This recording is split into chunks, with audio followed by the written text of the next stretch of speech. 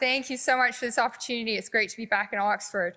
I suppose I really owe actually a debt of thanks to our friend Mr. Kirk here because, I'd love to think that my students would wait this long to hear me lecture. But to be honest with you, been here this long just because of him. But I must caution you, entertainment is on this side for you. Education is on this side. Now, I gotta mention one thing that has been a sort of running current through the argument that you've heard from opposition today, which is this idea of, he won. He got the popular vote once. He got the popular vote once. He did win twice, okay? But the assumption is that he therefore had a mandate. A lot of political scientists dispute that there's even such a thing as an electoral mandate, that people could actually take him at his word and that somehow Elon Musk was elected too. So you know what happens when you make assumptions, right? And I hate to use a democratic dig here because it's got that connotation, but you make an ass of yourself. That's what happens when you make an assumption. Everyone knows that. Now, the word unprecedented is intrinsically associated almost to redundancy when it comes to Donald Trump. He is not unprecedented in being the first, he's definitely not the first president to try and push the boundaries of executive power to beyond its scope. He is even not the first president to do so in a time that is out of sync with his context. I can think of two other examples. Andrew Johnson, after the Civil War, he was America's first president to be impeached. Why?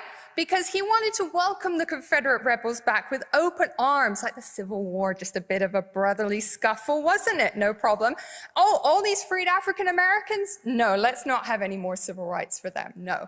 So he got impeached. He wasn't removed, but he was the first president to be impeached. Richard Nixon, here's another example of a man acting out of the context of what was acceptable in his times. No, he wasn't impeached because he was forced to resign. He lost the support of his own Republican Party. So what is the difference when it comes to Donald Trump, a president who's been impeached twice and not removed? He's not being held accountable. He's pushing against this for more executive power. It is not acceptable in the 21st century, but so far he is yet to be held to account. No, thank you. Presidents have formal powers and informal powers, but one of the key ones is, of course, executive orders. We've already heard it tonight. But I would just like to point out that there was a little bit of fake news over there, okay? So let me get the numbers straight. In his first 100 days, which is why we're here in the first place, Donald Trump signed no less than 147 executive orders. Now, to put that in context, Joe Biden signed a similar number, that's what you heard, but over 4 years, not 100 days. Big difference. So Donald Trump has brought up the yearly average executive orders since 1944, all the way through the modern presidency, since FDR. Now, he has also used his pardon power, his clemency power, another formal power. Most controversially, in his first 100 days, we already mentioned the pardoning of 1,500 January 6 rioters. Hugely controversial and a huge push in the use of executive power. He is the commander-in-chief, another immensely important formal power. What is he using it for? Well, so far, thank goodness, he's only organizing himself a birthday military parade. And how much is this going to cost, you ask? Well, The Guardian suggests it could cost up to $45 million American dollars for the American taxpayer to pay. Does this sound like the leader of the Western democracy, what they would do?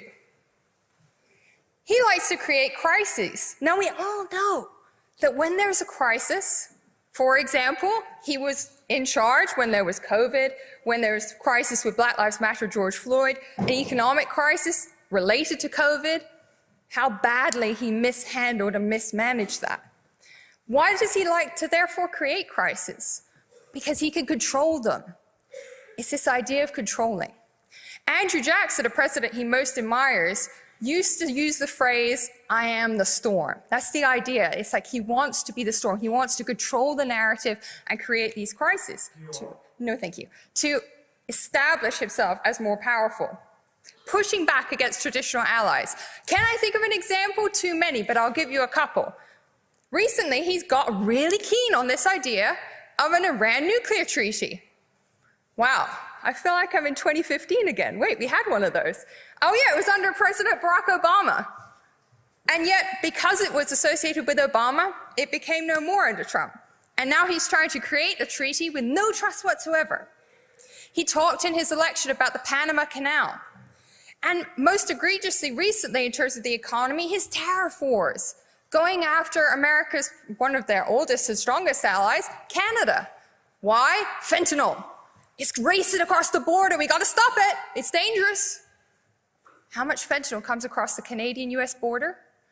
0.01%. I'm sorry, that's wrong. Less than 0.01% comes across the US-Canadian border. And of course, I would be remiss to talk about Donald Trump if not to talk about immigration and his deportation policies. From the start of his political career, a mere 10 years ago, his immigration rhetoric rested on xenophobia and racism. And I'm not going to dignify this chamber by repeating some of it. What it has created is it has encouraged some of the worst of Americans and statements to come out, to feel vindicated. For example, in American campuses today, after his re-election 2024, some Republican student groups were actually encouraging their fellow students to report other students they believed to be there illegally. So you are now innocent, no longer innocent before proven guilty. He has been told by the Supreme Court, his own Supreme Court, one might say, considering that he appointed 3 of the justices, that he must return a man who should not have been deported to El Salvador's max security prison. He must return him, and he refuses to do it. The president has enforcement. He is utilizing this power to an extreme extent. Like this, he is mirroring Jackson. Jackson is the one who 200 years ago, almost 200 years ago in 1832, the Supreme Court said, no, Cherokees, Native Americans must be able to stay on their land. They said this to someone who had driven through the Indian Removal Act of 1830. And Andrew Jackson ignored it. Why? Because he was living in the democracy of the white man. That was almost 200 years ago.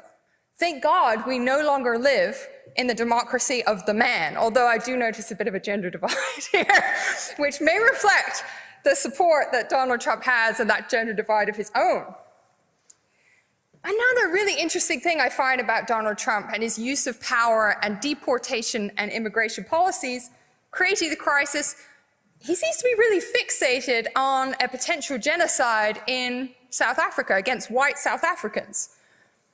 Nobody else has really heard of this. And yet, white South Africans, no thank you, you'll get your chance, Mr. Kirk. Like my students, they get their chance.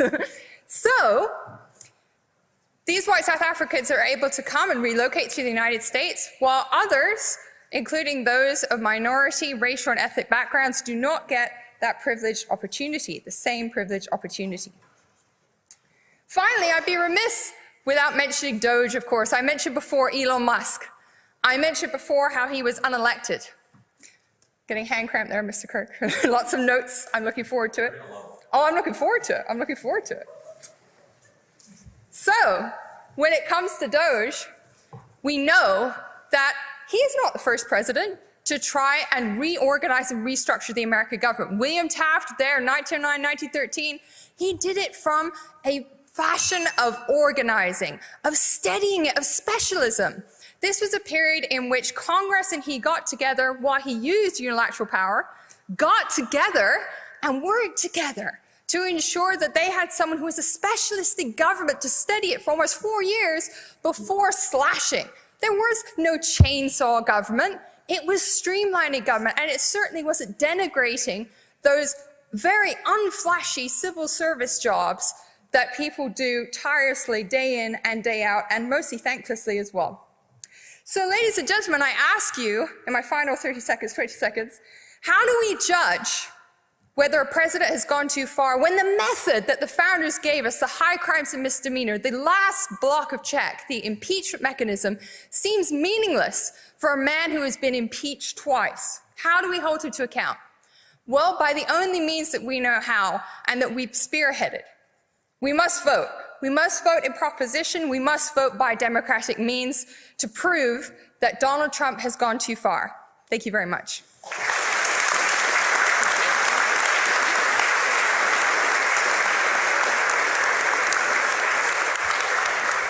I thank Laura for her fine speech. And now closing the case for the opposition and indeed the whole debate, Mr. Charlie Kirk.